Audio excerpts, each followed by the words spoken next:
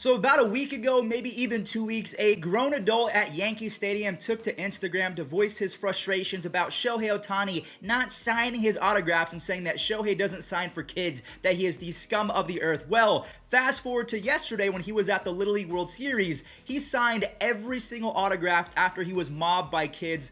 Like, what are we doing? Are we really grown adults complaining about not getting autographs? Can we cut that out, please? Anyways, what's going on, everyone? It's Fuzzy. Welcome back to yet another MLB recap. If this is your first time on the channel, we do this every single day, so don't be afraid to hit that subscribe button, as well as save yourself some money. Use code Fuzzy on SeatGeek if you're going to any baseball games. Save yourself 20 bucks off on your entire ticket order. Now, we have Miguel Cabrera finally hitting his 500th home run of his career. He is he's going to be one of 7 players to have 500 home runs as well as 3,000 base hits. The Orioles are making some history as well, but in the worst way possible. And the Padres, they continue to implode. Without further ado, let's start talking baseball. And of course, Miggy with his signature oppo swing. He hits home run number 500. He is the 28th player in the history of baseball. There has been well over 20,000 players now that have played baseball, and only 28 are in the 500 club. That's just insane. He's easily one of my favorite players of all time. Yes, he made my life miserable in the early 2000s because he was always beating up on Cleveland, but I absolutely love this guy. He has been such a positive for the game of baseball. But the Tigers, they can't lose this game. He hit number 500. They have to find a way to win. And the Jays, I don't know if they gave away this game just because they wanted Miggy to have a special day, but with 2 outs in the 9th inning on an easy out, Marcus Semien, he kind of botches the throw, and then Vlad can't scoop it, so the score ends up being tied going into the extras. And Detroit, they score 2 in the 11th as Jimenez strikes out 2 to end the game. Vladdy Jr. was the final out. He has a 225 batting average and a 669 OPS in August. That is not good. So Miggy gets the W, and now he is just 45 base hits away from the 3,000 hit club. The Blue Jays lose that game. The Mariners have to lose as well because both of these teams are going for a wild card spot. So Jays fans, they were locked into the Mariners versus the Astros, and they were disappointed even though Jordan and Taylor Jones make it 2-0, and Framber Valdez was money. 7 shutout innings with 6 strikeouts. Just JP Crawford, he comes in clutch with an RBI double in the 8th. And then Ty France puts the tie in his own name, Ty. He rips a home run and the score is knotted up. He now has a 132 OPS plus, guys. That is insane. Paul Sewald, he strikes out 3 in the 10th inning to escape a jam. And then Kyle Seager, the 34-year-old phenom, rips a 3-run blast for his 29th home run of the year. And the Mariners, with this W, they are just 3 games back of the wild card. Breaking news, if you have no idea who Edward Cabrera is, I know for a fact that you know this card in MLB The Show 21. He is practically unhittable. He is now being called up to the big leagues. That Marlins rotation, they have a couple different guys that can throw 100 with movement. It is just not fair, but I'm super happy for Edward Cabrera. So if you're in a fantasy league, he might be someone that can save you the remainder of the year. The Reds, they do beat the Marlins though yesterday. Tyler Naquin starts off the game with a leadoff home run, and then Mike Moustakas,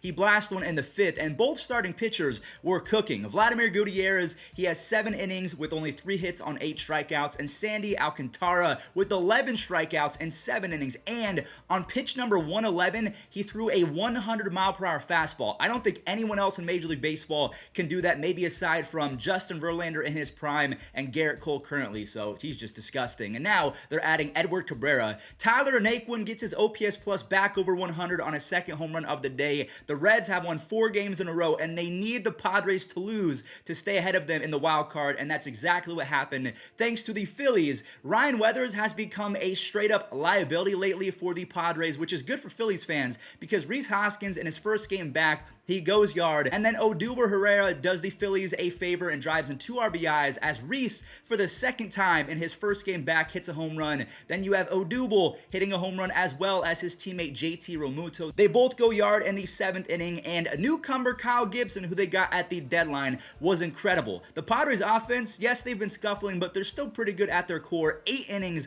only 1 earned run on 1 walk for Kyle Gibson. So the Phillies, they're 5 games back of both the wild card and first place in the East. And the Padres, they're now 1 full game back of 2nd place for the National League wildcard spot. The Padres, breaking news, have found their scapegoat. Larry Rothschild, the pitching coach, or at least he was the pitching coach, has been relieved of his duties. Now, he was with the Yankees. If you guys are wondering, why does Larry Rothschild sound so familiar? Ryan Weathers has taken a big step back. Yu Darvish has not been the same guy over the last 3 or 4 weeks, and now he's injured. So it's time for a change, and honestly, I haven't heard very many good things about Larry Rothschild, so maybe this is a sign of good things to come. The Mets are almost out of the woods. They've been playing the Dodgers and the Giants back-to-back. I mean, I would hate to be a Mets fan right now, but luckily for them, they got Javier Baez back, and they got into the win column yesterday after the Mets beat the Dodgers 7-2. JD scores Javier Baez, and then Jonathan VR makes it a 3-run first inning, and Marcus Stroman was very solid. He has 6 strikeouts in 6 innings, only allows those 2 earned runs, and Baez, he turns the dirt into a slip and slide. He avoids the tag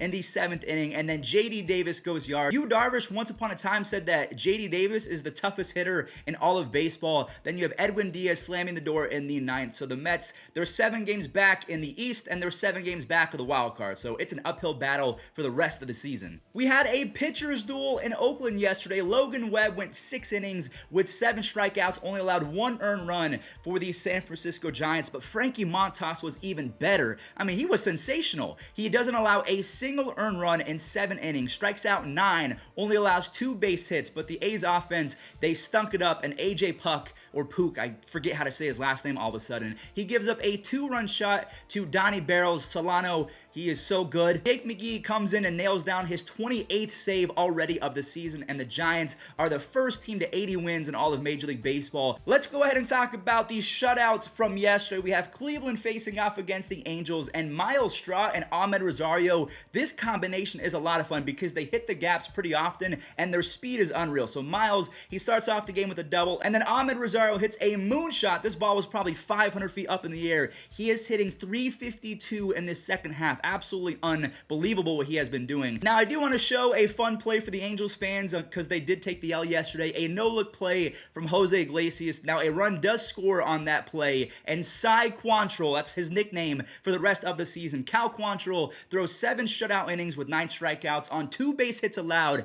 James Karinchak has been absolutely awful. Brian Shaw luckily bails him out on a double play to end the 8th inning. Clase, he is going to get some Rookie of the Year votes. He has 18 saves and a 1.58 ERA and a 2.3 FIP. He has been incredible. So Cleveland, they sweep the Angels, and for me, this was a lot of fun. They made me proud. Tristan McKenzie, Cal Quantrill, if they're the number 4 and 5 starters for the 2022 Guardians, right behind Bieber, Savali, and Plesac, oh my God, that's incredible. Another shutout to talk about, we have the Cardinals versus the Pirates. A few days ago, the Pirates shut out the Cardinals, and then the Cardinals return the favor. Yadi, he takes advantage of runners in scoring position and knocks in Goldie. And speaking of Paul Goldschmidt, he hit home run number 19. He has quietly been a monster. He has 71 RBIs, a 124 OPS plus, and an almost 4 WAR on the season. Good for him. Uncle Charlie, Mr. Adam Wainwright, tosses 8 shutout innings on 2 base hits, no walks, and 9 strikeouts. He is almost 40 years old doing this.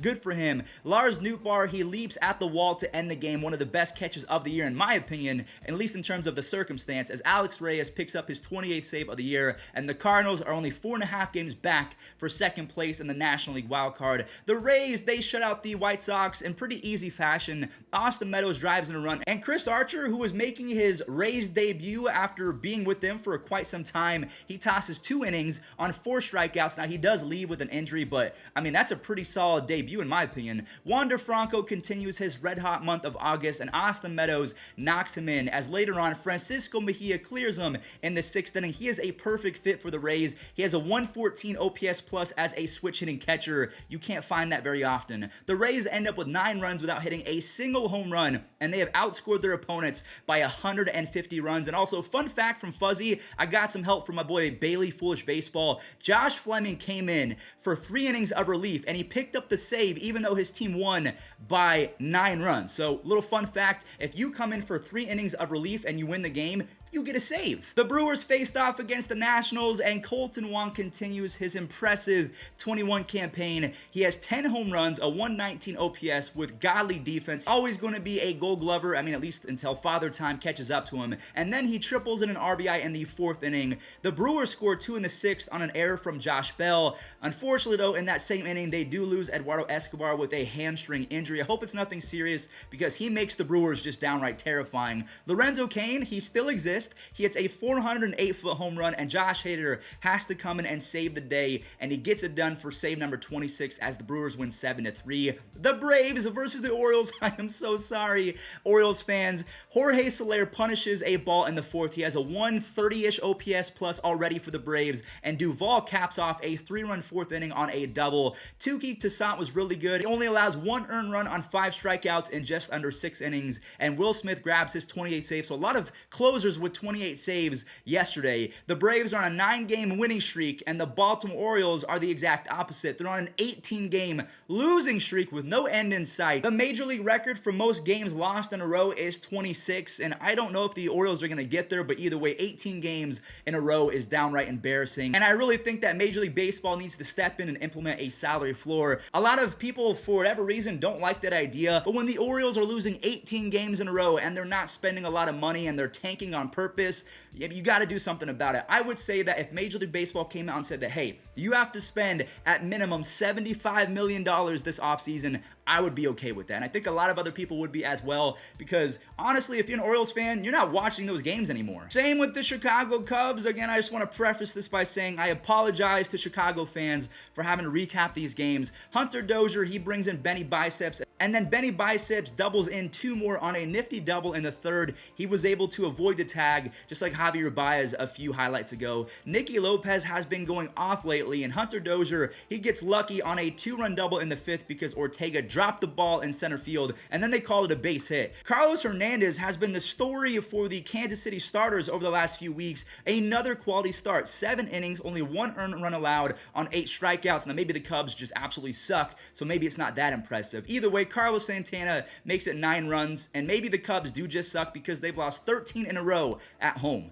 I mean, props to Cubs fans for still supporting them. And then last but not least, Dalton Varsho is quickly becoming one of my favorite players in all of Major League Baseball. He goes 430 feet. He has 8 home runs, 4 stolen bases, and an almost 120 OPS plus in just 62 games as a utility guy. He's played 27 games as an outfielder and 27 games as a catcher. I mean, I thought that maybe he would be a prime trade candidate because that is useful for a lot of teams out there. Taylor Widener hurls 5 innings, only a 1 earned run on 5 strikeouts, and the Rockies, they walk in 2 runs in the 6th. Then you have Christian Walker hitting a 440-foot bomb in the 7th as Pavin Smith singles in Varsho, and Varsho was not done yet. He triples in a run in the 9th inning. I absolutely love this guy. If Cleveland traded for him in 2022 or any other team, if he becomes available, that's a big time pickup because he can play anywhere. All right, everyone, well, that does it for today's MLB recap. Do not forget to subscribe because we're going to be talking about baseball for the remainder of the season, and you cannot miss one single day because the wild card races and a lot of other races in terms of the divisions are going to be crazy. They're going to come down to the final day, so don't miss it. Thanks for watching. Use code Fuzzy on SeatGeek to save yourself $20 off baseball tickets and enjoy this day in MLB history. The runners go. Line drive caught by Brundle. He makes the tag. It's a triple play, and the ball game is over. An unassisted triple